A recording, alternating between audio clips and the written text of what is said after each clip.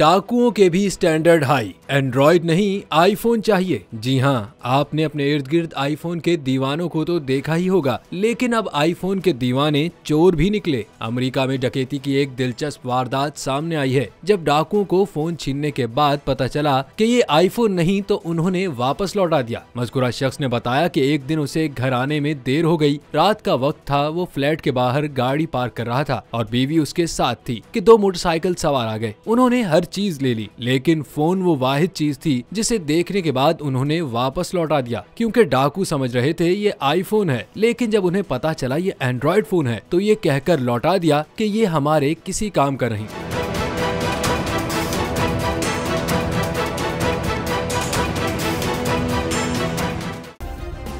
Subscribe करें और bell दबाएं ताकि कोई खबर रह न जाए।